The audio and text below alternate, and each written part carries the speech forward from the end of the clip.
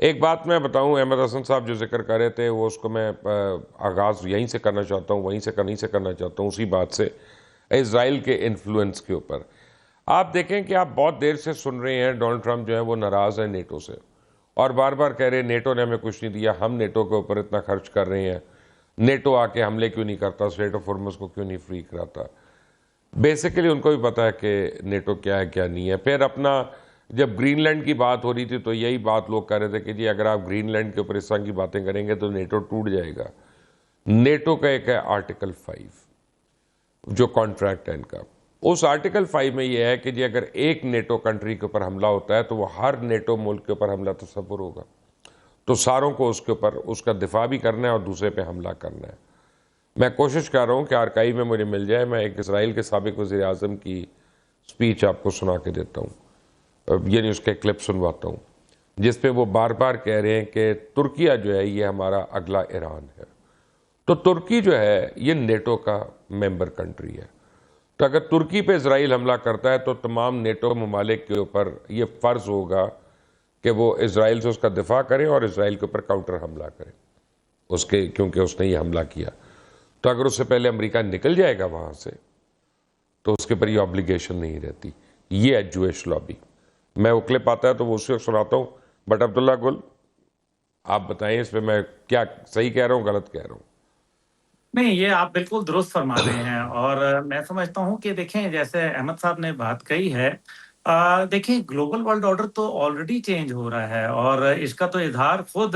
3 ستمبر 2025 کو صدر شی جن پنگ نے اپنی جو چائنیز اسپیکٹیکولر ملٹری پریڈ تھی جس کے اندر باقی بھی کنٹریز کو بلایا تھا، اس کے اندر واضح کر دیا تھا کہ دنیا جو ہے وہ یونیپولر نہیں رہی بلکہ ملٹی پولر ہو چکی ہے، اور آج ہم دنیا کو دیکھ رہے ہیں۔ دیکھیں 1890 کے بعد جب امریکہ نے جو اس ٹائم پہ دنیا کی تقریباً 35% اکانومی کو سنبھال رہا تھا، پروڈکشن کو سنبھال رہا تھا، تو اس ٹائم پہ حالات کچھ اور تھے، برطانیہ کو چھوڑ کے وہ نمبر 1 اکانومی بن گئے تھے۔ لیکن اب جو پچھلے سال جو گروتھ ریٹس آئے ہیں وہ بڑے انٹرسٹنگ ہے، گو کہ امریکن اکانومی ابھی بھی نمبر 1 ہے، لیکن 5% گروتھ ریٹ تھا چائنا کا اور 2.2% تھا امریکہ کا۔ اس لیے اب یہ جو معاملہ ہے یہ ایک اکنامک فائٹ زیادہ بن چکی ہے، اور جس طرح سے آپ نے نیٹو کا کہا یا گرین لینڈ کی بات کی، تو وہ بنیادی طور پہ وہی چوک پوائنٹس ہیں نا جن کو وہ دیکھنا چاہ رہے ہیں۔ اب کینیڈا کو دیکھیں، امریکہ نے اپنے تمام پڑوسی ناراض کر لیے، کینیڈا کو ناراض کر لیا، میکسیکو اس سے ناراض ہو گیا، جو اس کا سب سے بڑا یورپ اتحادی تھا اس کو ناراض کر لیا، جو اس کا ریلیجس جو جہاں اس کا بیکنگ ملتی تھی پوپ لیو کو اس نے گالیاں نکالنا شروع کر دی۔ تو یہ تمام باتیں آخر دس شوز کہ کہیں نہ کہیں جو اسرائیلی معاملات ہیں وہ بہت زیادہ ان کے اوپر جس کو کہتے ہیں ضرورت سے زیادہ انفلوئنس کر رہے ہیں۔ اس میں شاید ان کو ایپسٹین فائل کی جو آوازیں ہیں بچیوں کی وہ بھی سنائی دے رہی ہوں، ان کو جو ان کا ذاتی کاروبار ہے کہیں نہ کہیں وہ بھی نظر آ رہا ہے، اور پھر جس طرح سے یہ تیل کی پرائسز میں اتار چڑھاؤ آیا جس کے اندر مختلف ٹویٹس کے ذریعے دنیا تو یہ بات بھی کر رہی تھی کہ اس سے امریکن پریزیڈنٹ اور ان کے جو کلوز الائز ہیں وہ اس سے فائدہ اٹھا رہے ہیں، جس میں ظاہر ہے جیرڈ کشنر وغیرہ، اسٹیو وٹکاف جو ہے وہ شامل ہیں۔ اب اس ساری صورتحال کے اندر اگر آپ یہ دیکھیے تو دنیا جو ہے وہ آلریڈی جو ویسٹرن ہیمسفیئر سے نکل کر ایک سدرن گلوب کی طرف جو ہے وہ جا رہی ہے، اور اگر یہ جو ورلڈ آرڈر چینج ہو رہا ہے تو اس کے اندر پرانے اصول نہیں چلیں گے، کیونکہ پرانے اصول جو تھے جس کے تحت مختلف ڈپارٹمنٹس بنائے گئے تھے، یونائٹڈ نیشن بنائی گئی تھی، اس کے اندر I M F, world bank, F A T F وغیرہ بنائے گئے تھے، وہ وہ تو اب امریکہ کی ریڈنڈنٹ ہو رہی ہیں نا۔ انلیگیلٹیز کو لیگیلٹیز میں کنورٹ کرنے کے لیے بنائے گئے، وہ ان کے ان لافل کمانڈز کو لافل بنانے کے لیے بنائے گئے تھے۔ اس لیے دنیا ایک نئے ورلڈ آرڈر کی طرف جا چکی ہے، اور امریکہ کیونکہ ایک بڑا ملک ہے، اپنی اس جس کو کہتے ہیں نا کہ ایک بڑا ہاتھی ہے، اس کی جان نکلنے میں تھوڑا سا ٹائم لگے گا۔ سوویت یونین کی بات فرق تھی، سوویت یونین کا مسئلہ یہ تھا کہ سوویت یونین کی امپائر ان سارے علاقوں کے اندر جڑی ہوئی تھی، لیکن لوگوں کا کیلکولیشن یہی کہتا تھا کہ 50 سال لگ جائیں گے اس کو ڈس انٹیگریٹ کرنے میں۔ لیکن آج جو یہ آپ دیکھیں کہ جو سب سے بڑے ان کے امریکہ کے ساتھ کھڑے ہوئے تھے، جو جس میں اٹلی تھا، جس کے اندر اسپین تھا، آج اسپین کے جو وزیر اعظم ہیں پیڈرو سانچیز، برطانیہ وہ یہ تھا۔ کہہ رہے ہیں کہ कि जनाब इसराइल को जो एसोसिएटेड मेंबर हैं जो यूरोपियन यूनियन के साथ, उनको उससे निकाल दिया जाए। तो क्या ये स्पेन की अपनी सोच है या यूरोप की बाकायदा पूरी सोच है? और अभी जो 33 कंट्रीज के वहां तो सॉरी 30 कंट्रीज के नुमाइंदगान जो बैठे थे बर्तानिया के अंदर 22 अप्रैल को 2 दिन की बैठक थी, उसके अंदर उन्होंने बड़ा इंटरेस्टिंग फैसला किया और यही मेरे ख्याल में इंतजार कर रहे थे डोनाल्ड ट्रंप के, शायद वो कोई बढ़कर कोई ऐसी बात करें।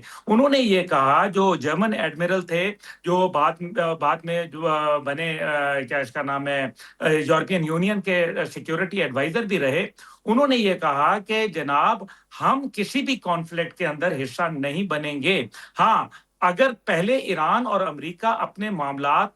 सिफारती सतह पर जब ठीक करेगा, फिर हम अपने जो मैरीटाइम सिक्योरिटी है उसको वहां भिजवाएंगे, ताकि जो उन पे ड्रोन हमले हैं या उनके ऊपर कोई हमला होता है उसको हम जरूर रोकेंगे, लेकिन अपनी तरफ से कोई सेल्फ इनिशिएट नहीं करेंगे। ये वो तमाम चीजें हैं जिनको हम देखें तो हमें पता चलता है कि मामलात अमेरिका के हाथ से आए दिन जो है वो निकल रहे हैं और अब they are a struggling okay, super power, they are not enjoying the status of the soul super power today. लेकिन अदरवाइज वो दुनिया को अभी तक तो मेरे ख्याल में जो जिस तरह वो बुल इन चाइना शॉप होता है ना, ऑलरेडी हम उसके चीजें देख रहे हैं, हाँ लेकिन ठीक है, अब मिडल लेकिन ईस्ट भी बट उनके हाथ से निकल गया है। For the moment Ahmad, the Jewish influence, मैंने आपको एक एग्जांपल दे दी टर्की की, अब what can you add to it? Ji, I agree. Turkey के बारे में जो इस वक्त बात की जा रही है, फिर नेतन्याहू ने जो हेक्सागन अलायंस की बात की, फिर इन्होंने जो कहा कि हमारे खिलाफ एक अलायंस बन रहा है मुसलमानों का। देखें, Israel is the only entity, इसको हम तो नेशन कौम मुल्क भी नहीं मानते, बट इट्स एन एंटिटी जो कि अपनी एग्जिस्टेंस की जो लेजिटिमेसी है, वाहिद है ये दुनिया में जो अपनी एग्जिस्टेंस की लेजिटिमेसी सिर्फ और सिर्फ नैरेटिव से ड्रॉ करती है। और वही जो इनकी पाइपलाइन है, सप्लाई लाइन है, जो चोक लाइन है, जो इनको फाइनेंसेस अमेरिका से आ रहे हैं, उसको जस्टिफाई करना है या ओपिनियन को उसके अराउंड रैली करने के लिए भी वो नैरेटिव का इस्तेमाल करते हैं। नैरेटिव क्या आजकल वो इस्तेमाल कर रहे हैं कि हमेशा पिछले 70 साल 48 ऑनवर्ड से यही नैरेटिव है कि अगर अमेरिका ने हमें सपोर्ट ना किया तो पूरी मुस्लिम दुनिया तो हमारी दुश्मन है, हमें तबाह करना चाहती, हम खत्म हो जाएंगे, मर जाएंगे हमें अगर अमेरिका ने सपोर्ट ना किया। सो इसराइल को हमेशा एक दुश्मन चाहिए होता है उस सारे फाइनेंस को जस्टिफाई करने के लिए जो वो अमेरिका से ले रहा है। लेकिन अगर आप एक लार्जर जियोपॉलिटिकल ओवरव्यू देखें तो कहा जाता है कि इंटरनेशनल रिलेशंस में सबसे ज्यादा इंपॉर्टेंट चीज होती है environment, and you have to respect the environment. सिर्फ मैं ज्यादा नहीं, पिछले 2000 साल की अगर आप बात कर लें तो 2000 साल में कुछ चीजें हैं जो पहली दफा इस दुनिया में 1950 ऑनवर्ड्स या 40 ऑनवर्ड्स हुई है। नंबर वन, पिछले 2000 साल में दुनिया कभी भी यूनिपोलर नहीं रही। ये एक अनोमली थी जो पिछले 20 से 25 साल के लिए दुनिया यूनिपोलर हुई है, वरना दुनिया हमेशा से मल्टीपोलर ही रही है। नंबर टू, दुनिया में कभी भी नियो लिबरल वर्ल्ड ऑर्डर नहीं आया जिसमें हमेशा तो आपने नहीं बात रही की यार, FAT अपना की बात। रोमन्स के जमाने में नहीं थी, बाइजेंटाइन के जमाने में नहीं थी, इवन एंशिएंट पर्शियंस के Never. जमाने में नहीं थी।